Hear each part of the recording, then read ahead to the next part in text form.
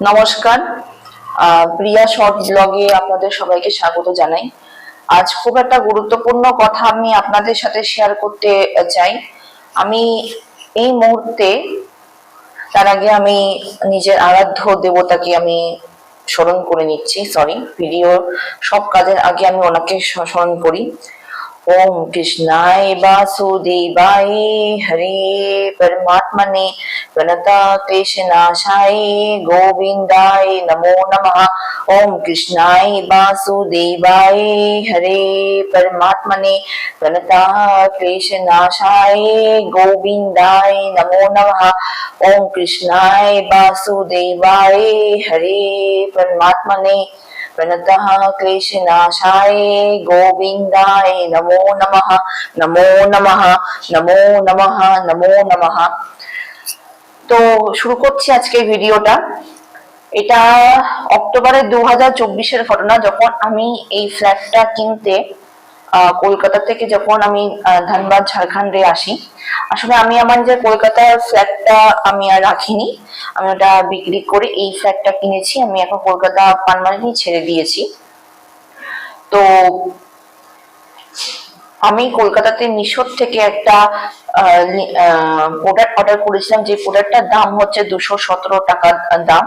ওটা আমাদের ধানবাদে থাকাকালীন আমাদের কলকাতার ফ্ল্যাটে এসেছিল। যে ডেলিভারি এজেন্টটা দিতে এসেছিল, তার নাম হচ্ছে জয়ন্ত দাস। আমি এখানে ওর ফটো দিয়েছি। আর একটা কথা বলে দিতে চাই, আমি কিন্তু চুগলি চাপাটি করা, কারোর কাছে কারোর নামে নিন্দে করা আমি পছন্দ করি না। যেহেতু এটা টাকা পয়সা নিয়ে একটা ঘোটালাবাজি কেস হয়েছে, সেই জন্য আমি আপনাদেরকে সতর্ক করার জন্য বলতে বাধ্য হচ্ছি। নইলে আমি কিন্তু অযথা কারোর নামে কাউকে বলি না। আর আমার মনে হয় যে এই কথাটা আপনাদের সবাইকে জানাটা উচিত। কি হয়েছে কেসটা? তো যে ডেলিভারি এজেন্ট আমাকে ফোন করে বলে যে ম্যাডাম, আপনার পার্সেলটা আমি নিয়ে নিয়েছি। তখন আমি বললাম যে আপনি আর রিটার্ন করে দিন। তখন আমাকে হোয়াটসঅ্যাপে মেসেজ করে যে আপনি যখন কলকাতায় আসবেন তখন আমি আপনাকে দিয়ে দেবো, আপনি এখন পেমেন্টটা করে দেবেন। তখন আমার বাড়িতে আমি বললাম কি করবো, পেমেন্টটাকে আমি দিয়ে দেবো, ক্যাশ অন ডেলিভারি আছে। তো তখন আমার বাড়িতে বলে যে হ্যাঁ, তুমি পেমেন্টটা অনলাইনে দিয়ে দাও। যখন তুমি কলকাতায় যাবে তখন তুমি ওর নম্বর তুমি রেখেছো, তুমি ওকে ফোন করে তুমি ডেকে বলবে যে দিয়ে যেতে। তো আমি এক সপ্তাহে আসতে পারিনি, আমার 3 মাস সময় লেগেছিল ওখানে থাকতে। কারণ যখন ফ্ল্যাটটা কিনেছিলাম তখন এই ফ্ল্যাটটা গোছাতে একটু সময় লেগেছিল, তাই জন্য আমি সঙ্গে সঙ্গে আসতে পারিনি। যখন আমি কলকাতায় আসি, আমি তখন ওই ডেলিভারি এজেন্ট জয়ন্ত দাসকে আমি ফোন করি। প্রথমে বলে যে আমি এখন আউট অফ স্টেশন, আমি আসতে পারবো না। আমি আপনাদের সমস্ত মেসেজ গুলো দেখাচ্ছি, ওর সাথে কি কি আমার কথা হয়েছে। আমি এখন আসতে পারবো না, আমি এখন কলকাতার বাইরে আছি। এক সপ্তাহ পর তখন ওনাকে যখন মেসেজ করলাম, তখন বললেন হ্যাঁ আমি আজকে আসবো। যে টাইমে আসার কথা ছিল সেই টাইমে আসছে না। তখন আমি বললাম কি হয়েছে, আপনি আসছেন না কেন? আপনি বললেন যে আজকে আপনি আমার প্রোডাক্ট দিয়ে যাবেন। ওর কোন রকম ভূক্ষেপ নেই, কোন রকম চিন্তা টেনশন নেই, কিছুই কৈফত দেয় না। কি সুন্দর 217 টাকা আমার কাছ থেকে অনলাইনে নিয়ে মহাশয় চুপ করে বসে, চুপটি মেরে বসে আছে। হোয়াটসঅ্যাপে কিছু বলো না, কয়ও না।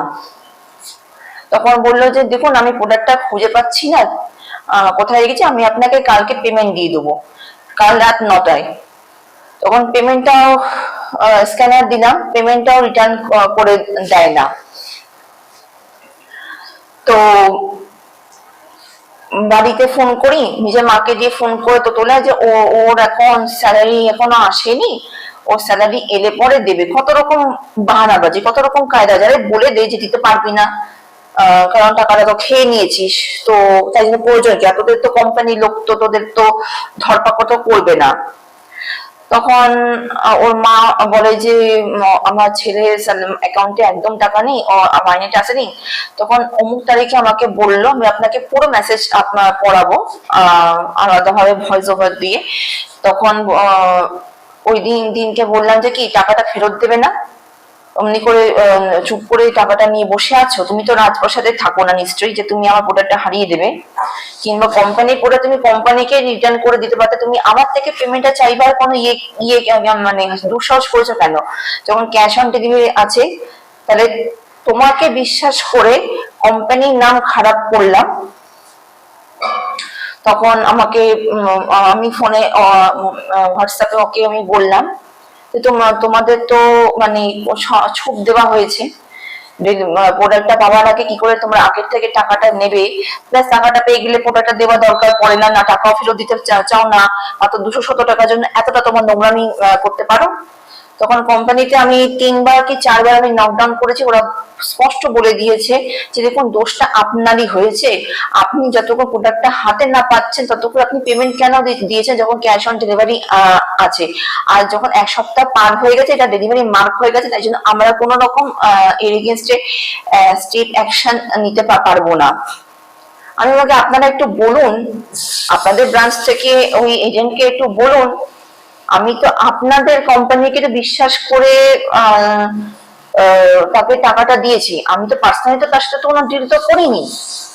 তখন আমি অনেক মাথা গরম হতে ঝাড় দিচ্ছি, আর বাড়িতে আমার ছোট মাসি আমাকে বললো যে কি ছাড়ো, ওদের সাথে মুখ লাগার দরকার নেই। তখন নিজেই ফোন করে যখন ঝাড় দিলাম, তখন নিজেই ফোন করে আমাকে আমার মাসিকে শোনাচ্ছে যে ওর নাকি কোন নাকি ও হ্যাঁ, তার আগে বলেছিল যে দাদু মারা গেছে, মাকে ফোন ধরিয়ে তারপরে বলে কি দাদু মারা গেছে, দাদু শ্রাদ্ধের কাজ চলছে, খুব মেন্টালি ট্রমায় আছে। তারপরে বলে কিনা যে কার নাকি কার ওর বাবার ফুলের দোকান, সত্যি করে যদি এদের অ্যাকাউন্টে টাকা না থাকে তাহলে বাবা তুই তো কোম্পানিতে কাজ করিস, তো আমি তো কোম্পানিকে বিশ্বাস করে টাকা দিয়েছি, তোকে তো বিশ্বাস করতে টাকা দিইনি, তো ফেরত দেওয়া উচিত ছিল। তো মিশো হোক বা অ্যামাজন হোক ফ্লিপকার্ট হোক, এরা আগের থেকে কোনো রকম অ্যালার্টনেস দেয় না যে প্রোডাক্টটা পাওয়ার পরে কিন্তু আপনারা কিন্তু টাকাটা দেবেন, আগে থেকে কিন্তু অনলাইনে টাকা দিয়ে পেমেন্ট করে বসবেন না।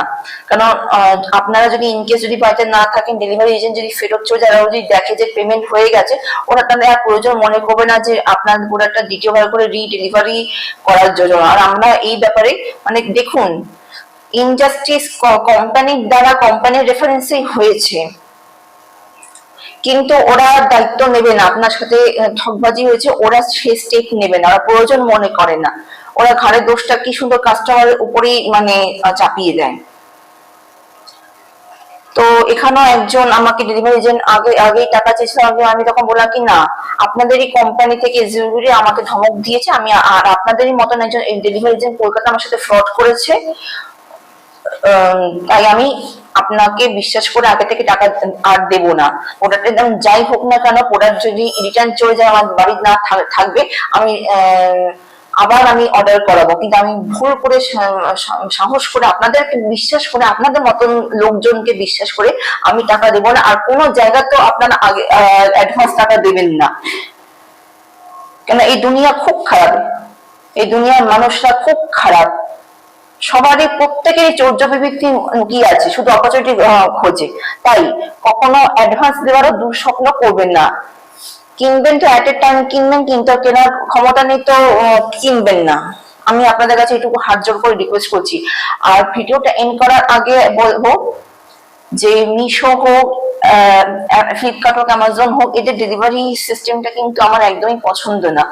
ডেলিভারি করবো অমুক তারিখের, তো 1 সপ্তাহ আগে ওরা পাঠাতে পারে না, ইভেন 3 দিনের মধ্যে 2 দিনের মধ্যে ওরা ডেলিভারি করাতে পারে না, কেন অনেক দূর থেকে আসে, ডেলিভারি সিস্টেম ব্যবস্থা নেই। এবার আমার মাঝখানে কলকাতা যাবার একটু আর্জেন্সি ছিল বলে আমি মিশো ডেলিভারিতে অনেকবার করে আমি ফোনে বললাম যে দেখুন আমার ডেলিভারি এজেন্টকে পাঠাবেন না, পাঠালে পরে অমুক তারিখে পাঠাবেন, আমি বাড়িতে থাকবো না। ওদের মানে শুধু শুনে ওরা ব্যাস রেখে দেয়, ওরা কোনো স্টেপ মানে কোনো কন্ট্যাক্টে কোনো সিস্টেমই নেই যে মানে যে ই কমার্স কোম্পানি গুলো সাথে ডিলিংস করে ওরা কাস্টমারদের বাড়িতে পাঠায়, কোনো মানে ভ্রুক্ষেপই মানে করে না। এদের ডেলিভারি সিস্টেমে মানে প্রচন্ড মানে ল্যাক অফ ডিফল্টস, মানে খুব ডিফল্টস আছে। মানে সিস্টেমটা আমার ঠিক ভালো না। এখন এত দ্রুত টেকনোলজি হয়ে গেছে, তাও এরা এত যে ডিলে করেছে কেন যে ডেলিভারি করে, আমি তো মানে মাথায় ঢোকাতে পারি না। কারণ অনেক অনেক প্রোডাক্ট এরকমই থাকে যে আপনার ইমার্জেন্সিতে আর্জেন্সি দরকার, তো ঠিক আছে 20 টাকা 30 টাকা একটু চার্জ বেশি নিয়ে আপনাদেরকে ইনস্ট্যান্ট ডেলিভারি করে দিতে পারে, কিন্তু সেই ব্যবস্থা আজও হয়নি। সেখানে দেখুন বিগ বাস্কেট আজকে অর্ডার করলে আপনারা কালকে পেয়ে যাবে, ব্লিঙ্কিট বলুন, আজকে এক্ষুনি যদি অর্ডার করেন তো 10 মিনিটের মধ্যে আপনার ডেলিভারি চলে আসবে। এগুলো হচ্ছে গ্রসারি অ্যাপ, কিন্তু এই সমস্ত মালপত্রের অ্যাপস গুলো মানে আমি যদি একটু মানে ভবিষ্যতে যদি এরা যদি একটু যদি ইমপ্রুভ করে ডেলিভারি সিস্টেমটা, যে হ্যাঁ ইনস্ট্যান্ট ডেলিভারি সিস্টেমে যদি ফেসিলিটি করে দেয়, আমি ধন্য মনে করব। কারণ অনেক অনেক প্রোডাক্ট, আর এই সমস্ত ডেলিভারি এজেন্টদের থেকে একদম বেঁচে থাকবেন। হাতে নাতে প্রোডাক্ট নেবেন আর ক্যাশ দেবেন, কিংবা প্রোডাক্ট নিয়ে স্ক্যানারে তুলে টাকা পাঠিয়ে দেবেন, কিন্তু প্রোডাক্ট পাওয়ার আগে ভুল করেও কিন্তু আপনারা অনলাইনে পেমেন্ট করতে যাবেন না। যে ভুলটা একবার আমি করেছি, 217 টাকা মার গেছে। আর আমার তো একটা ইটালিতে বান্ধবী থাকে, তার তো 3.5 লক্ষ টাকা মার গেছিল কোন একটা গাছ কাটার মেশিন অর্ডার করতে গিয়ে। তো সেটা তো পুরো ওয়েব পেজটাই মানে পুরো মানে ফেক ছিল। তো পুলিশ কেস করে, কিচ্ছু হয়নি। আপনার যদি টাকা যদি ভুলবশত মানে মার যায়, কোনো প্রশাসন আপনার দায়িত্ব নেবে না, বুঝতে পারলেন? আপনার সাথে কোন রকম জাস্টিস হবে না, আপনি যতই দৌড়াদৌড়ি করবেন, একবার আপনার টাকা গেল তো গেল। তো so be very very careful. ভুল করো অ্যাডভান্স টাকা কাউকে দেবেন না, কোনো ব্যাপারে দেবেন না, শুধু এই ডেলিভারি সিস্টেমের ব্যাপারে আমি বলছি না।